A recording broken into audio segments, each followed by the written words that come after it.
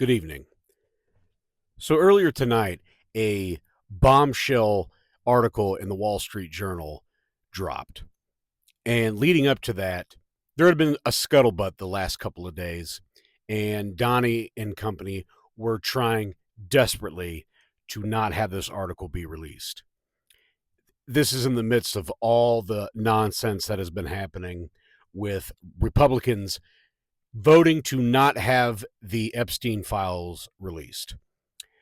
And on top of that, some of the worst coping from the right wing outlets I think I've ever seen, whether it be Tim Pool or Alex Jones, various other sites that have had weird rationalization to what's going on. But nonetheless, I think the bigger standpoint is the party that has been screaming about this for a decade have a couple of times now bunted and balked at not having it be released. That Mark Wayne Millen fuck saying this is completely performative and blah, blah, blah, blah. If you guys are for family values, if you're about protecting the children, you would be okay with it being released. Again, what is the evidence that is so incriminating that Pam Bondi said that she had on her desk, and then all of a sudden, there's nothing to see here? What? You guys have been railing on this for years. But nonetheless, the article.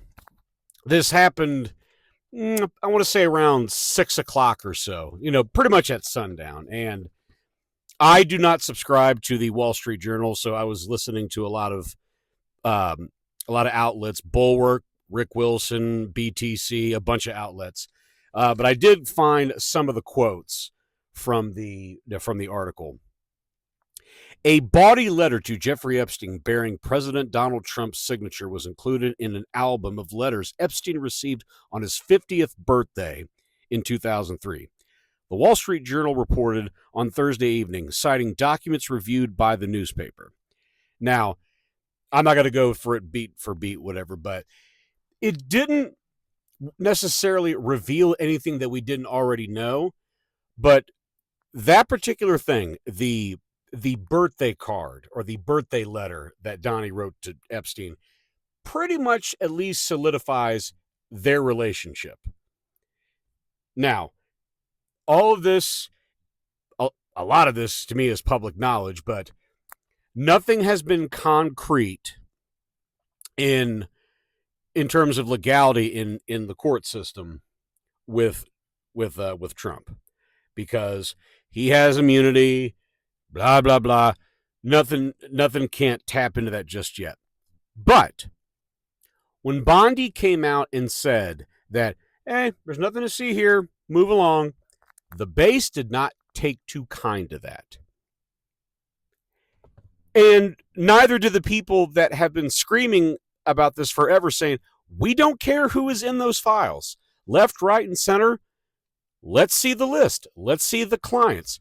Whatever you want to call it. We keep saying it's a list, or if it's a book. There is documents indicating the people that he was involved with. Very rich, powerful people. Athletes, Hollywood actors, Hollywood big shots, politicians. I don't care who it is. If they are attached to this man in any way, shape, or form involving Fredophilia, then they need to be put in prison. It's as simple as that. We are not in a cult. But the people that have been saying that Donald Trump was going to take on the elites and he's going to expose all these people, now all of a sudden it looks like he seems to be covering it up. So anyway, back to the article. The letter concludes, "Happy birthday, and may every day be another wonderful secret." Like I said, this is just a brief rundown, but there was something saying that, like, enigmas never age, don't they? Like, Trump was speaking in third person in like this dictation letter to Epstein. It was very creepy. Very creepy. There's a lot we have in common. I wonder who and what. So it just shows the like what pigs these people were. Um, Inside the outline of the naked woman was a typewritten note styled as an imaginary conversation between Trump and Epstein, written in the third person. The paper reported a leather-bound album book containing Trump's birthday letter as well as letters to Epstein from the lawyer Alan Dershowitz and billionaire Lex Wexner.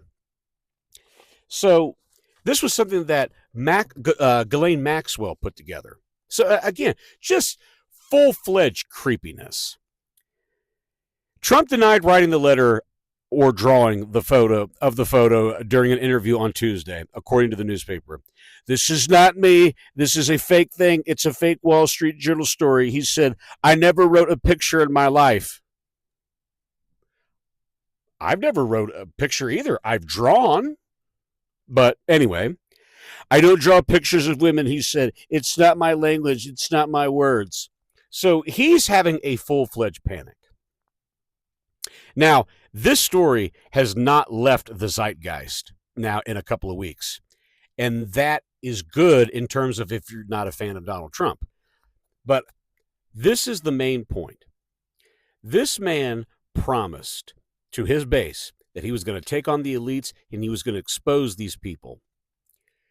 The fact that he used the QAnon conspiracy of the Democrats are running this cabal of fredophilias and are drinking the blood of babies and just all kinds of nonsense. Surface level, I can get behind it. Yes, there are some very powerful people that were into some weird kinks. And it was under the cover of night because money buys you a lot of power and buys you a lot of silence. But nonetheless, he promised this. And then all of a sudden, there's nothing to see here? What happened? And the fact that he has not, in any way, shape, or form, decided to just even show the lack thereof. Like, here's what we have, here's what we've discovered. Because now he's saying that, oh, this was made by the Democrats. Okay. Show us. And he just will not show any type of evidence. Now, as of tonight, he said that, okay, we'll get some transcripts from some witness testimony. That is not the same as documents. Now, I would like to hear some of this, but that is not the same thing. And what he thinks that he's giving the base something. This is not going away.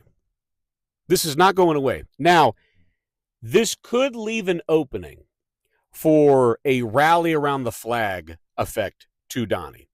But I don't think it's going to be that swift and easy. In my opinion, the fact that this has lingered on for a while tells me that this ain't going to go anywhere for a long time.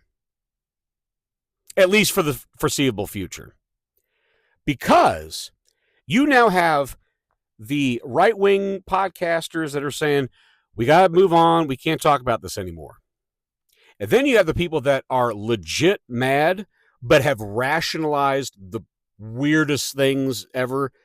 Trump knows that he's going to get offed, or it was the Democrats that made the list. All this weird nonsense. And then there's the people that don't believe him and think that he is directly involved with Jeffrey Epstein in these acts. He made a political mistake with this. Being that you couldn't deliver, people are now viewing him, he's no better than these other elites, which is what we've been trying to tell you. And this is just the starting point. Forget all the other things that we said that he was going to do. He's protecting his boys that gave him a bunch of money. So we will see where this goes. It's going to be sticking around for a while, but I have a feeling that tomorrow and the subsequent days after that are going to be very interesting.